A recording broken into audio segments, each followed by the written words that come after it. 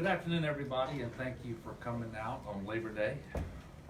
Throughout the weekend, I and everyone you see behind me have been working with the National Weather Service and state emergency response officials to make sure that we are properly prepared for this storm system. Earlier this afternoon, I signed a statewide emergency declaration in anticipation of Tropical Storm Gordon's landfall, and I have authorized the National Guard to activate 200 guardsmen effective tomorrow morning. These guardsmen will be pre-positioned primarily in southeast Louisiana, along with 63 high water vehicles, 39 boats, and 4 helicopters. We just completed a meeting of the Unified Command Group and had a briefing from the National Weather Service to give us the most recent information. Right now, the storm track has moved slightly to our east, but the threat of severe weather continues to exist for Louisiana, and it is critically important for everyone to remember that this storm has every possibility to track further in our direction. In fact, if you look at the cone of the present track, it includes New Orleans and Baton Rouge. So large metropolitan areas of Louisiana continue to be in the track, although on the western side of the track. Much of southeast Louisiana can expect to see heavy rain of 4 to 6 inches, possibly 7 inches of rain in some areas, along with storm surge of 3 to 5 feet is also possible. Beginning tomorrow afternoon, sometime around 2 o'clock, we expect tropical storm force winds will be felt across South Louisiana. This storm, particularly in southeastern Louisiana, as the storm moves up, impacting first in Plaquemines Parish. This storm is still a very real threat to Louisiana.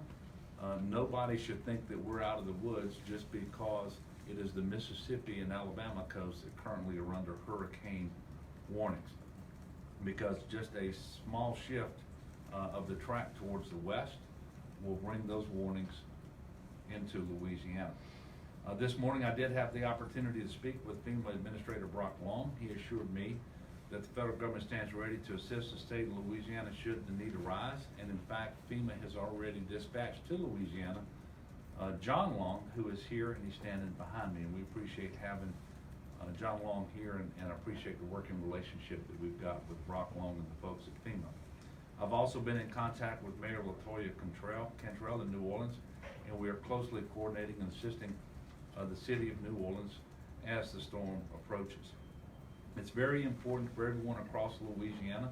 If you haven't done it, please update your emergency plans now.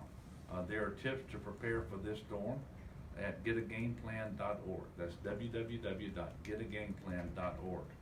We will post additional updates at emergency.la.gov and through the governor's office.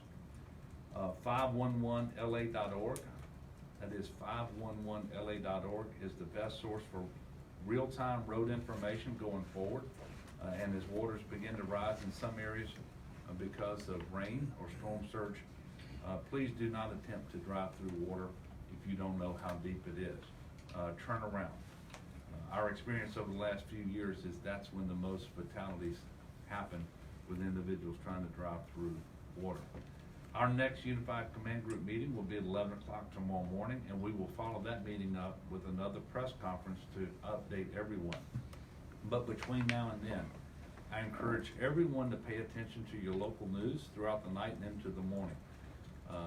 Obviously, every several hours, the National Weather Service comes out and they will provide an update, and that's critically important as to what we can expect tomorrow and how we should continue to be prepared. We expect a significant amount of announcements related to closures coming out this afternoon, whether it's school closures in various parishes, but we do not expect to make any announcements today on state office closures. As of right now, all state offices will be open across the state of Louisiana tomorrow. Based on updates on from the Weather Service, there may be some early closures of state offices tomorrow, but there are no state office closures as of right now. So again, I'm encouraging everyone to be prudent, to be cautious, to heed warnings from local officials, and make it your business to stay informed, stay updated as things can change rapidly. I'm going to be followed by Secretary Sean Wilson. He will be followed by Dr. Kim Hunter-Reed of the Board of Regents. But all of the individuals standing behind me will be available for your questions once Dr. Kim Hunter-Reed concludes her remarks. Thank you, Governor. What I'd like to share with you is that the department has been responsive already in terms of requests that we've received from local government. It started this morning with traffic getting off the Grand Isle post-Labor Day, and then also pre-positioning assets for New Orleans in terms of some barricades, as well as some high water signs that have been put out in advance of potential warnings, and we're prepared to do that all across the North Shore with District 62 as well as District 61 here in Baton Rouge, and we will continue to maintain updated data throughout the evening and of course throughout this entire event on 511la.org. As the governor said, the most important thing that we tell folks in terms of public safety is turn around, don't drown. It only takes a few inches of water to change the outcome of that experience, and we would like for no one to be caught in those situations not knowing where the water is and how deep it may be. And so we'll continue to provide that information and update and be able to assist all local governments in their needs, Governor. Thank you, Sean. Good afternoon, Kim Hunter-Reed, Commissioner of Higher Education. In terms of the higher education update, we have just over 12 campuses in the potential impacted areas. All of the campuses are on alert.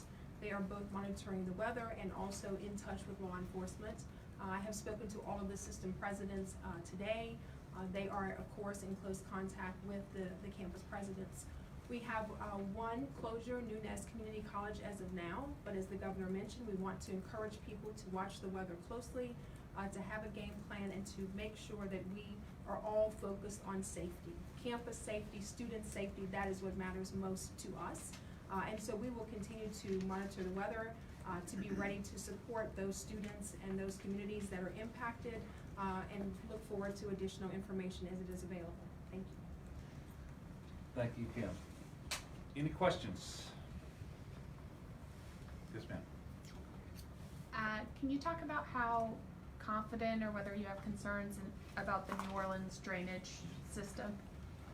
Well, I guess we always have concerns, but it's my understanding and my belief that both with respect to power generation and the pumps, that we're in better shape than they've been in a very, very long time. In fact, the report we got out of New Orleans, if I'm not mistaken, and I know that the mayor earlier today had a press conference, I think 116 out of 120 pumps are operational, which is the most that I've seen in the time that I've been governor. And they're not having problems with power generation either. So we don't anticipate any issues there with respect to the pumps and the turbines. Any other questions? Yes, sir. Governor, you mentioned it was important to go ahead and get prepared in these next several hours. Why is it important to go ahead and take advantage of that window and not panic, though, at this time? Well, first of all, panicking is never a smart thing to do, but being prepared is always prudent.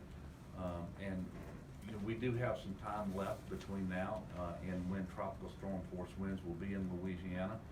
We do hope that the track of the storm doesn't shift further to the west, which would potentially expose the state of Louisiana to hurricane force winds if the storm continues to strengthen, as it certainly may. But nobody should panic, but everybody should take this seriously. That means you should get a game plan. You should be watching the news and taking directives from your local officials. You know, for example, there are a couple of voluntary evacuations in place as of now down in Grand Isle. The folks ought to be paying attention to that, but also in Orleans Parish outside of the protected area, outside of the levees. And so it always, I think, makes sense to be cautious and prudent and don't get caught to where it's too late. You know, so if somebody needs to stock up on groceries or supplies or whatever, they need to certainly do that before we expect tropical storm force winds in Louisiana tomorrow afternoon. Anything else? Well, I want to thank you again for coming out this afternoon on Labor Day weekend. I think we had the great fortune last night of beating one hurricane out of Miami. And that was a great night for the team and for our state. But this particular storm has the potential to be very serious, and so I'm asking everyone to pay attention, to be prudent, stay informed, and do as you were directed by your local officials. And when we have more information, we will certainly let you know. As of right now, the next scheduled press conference will be at 11 o'clock. I'm sorry, following our 11 o'clock UCG meeting tomorrow. Thank you very much.